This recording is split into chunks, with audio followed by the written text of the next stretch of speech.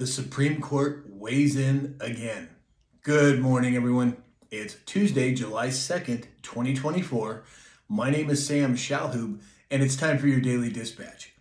So, first up, Zero Hedge had an article and said that history suggests that Bitcoin rebound in July as Germany and U.S. governments move $150 million into crypto. I'm going to have more on this later, but there's a lot of chatter going on about it now. And if you would like to learn how to buy or hold Bitcoin, go to samshalhoub.com and you can book an appointment with me personally and I'll walk you through the process. Yesterday, the Supreme Court came out with their answer and ruled that President Trump enjoys absolute immunity from prosecution for official acts during his presidency. You would think that the Bidens would be okay with that, being that they have more to hide than anybody. But again, they've got their arms up in the air about it already. So we'll have to keep an eye on it and see how it plays out. But in concurrence with that, on presidential immunity, Justice Clarence Thomas questioned the legitimacy of special counsel Jack Smith's appointment. And he said if there is no law establishing the office that the special counsel occupies, then he cannot proceed with the prosecution. This was kind of a double whammy for the Dems and for the left yesterday. And as far as I'm concerned, very good news.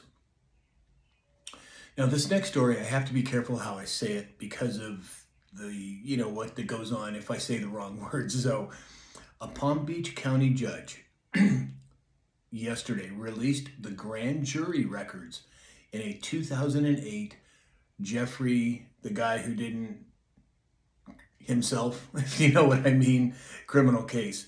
The records contain nearly 200 pages, including the testimony of at least one girl who was allegedly molested by that person who was a New York financier. Now, is this the first domino of exposure that's going to come out about him?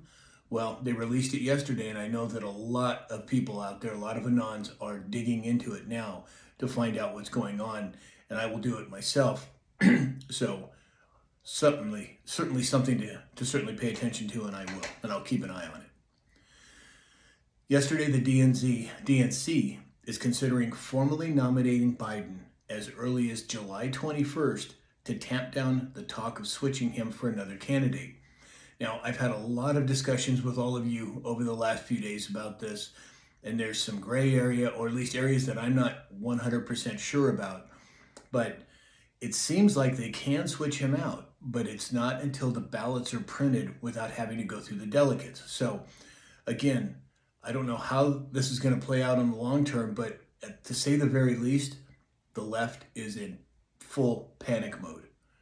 And keep an eye on the mainstream media as well. They've turned on him. Have they done it for their own gains? Or are they being instructed to? Well, your guess is as good as mine, and I'd love to hear your opinions on it.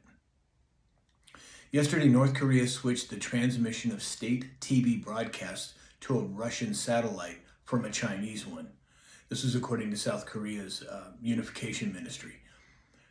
Deeper ties with North Korea and Russia as opposed to China. Very interesting development. Yesterday, Venmo, the cash payment app, went down. And it didn't go down just here in America, it went down worldwide. Now, is this another cyber attack? Is there something going on behind the scenes? Well, your guess is as good as mine, but I find it interesting that it wasn't limited to the United States, but was worldwide. Yesterday, a Republican on a powerful House committee says that the GOP has the votes to hold Garland in inherent contempt. The contempt charges stem from Garland's refusal to comply with the congressional subpoena to hand over audio recordings of audio recordings of Biden's interview with special counsel Robert Hur. Boy, they are getting hit from all sides, and I, for one, am glad to see it. Yesterday, Sony, the large Japanese company, came out and said that they are preparing to launch a Bitcoin and crypto exchange in Japan. Now, again, I've talked about this many times. I am a proponent of Bitcoin. I am not a proponent of cryptocurrencies in general. But again, this is another sign that it's going that direction. And again, if you go to samshalhoub.com, you can book an appointment with me, and I'll teach you how to buy and hold Bitcoin. And then yesterday, this is kind of funny, but Julie Kelly came out and she said that Biden can authorize SEAL Team 6 to do away with his political opponent, but only between 10 a.m. and 4 p.m. And only if Dr. Jill tells him to, and only if he can find his phone, and only if he does it before giving a ghost a handshake, and only after he sits down in an imaginary chair. That kind of sums up the whole Biden situation at this point. So that's all we have for today.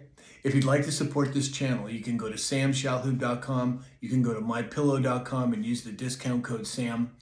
And in the meantime, I hope that you have a great day, and we'll talk again soon.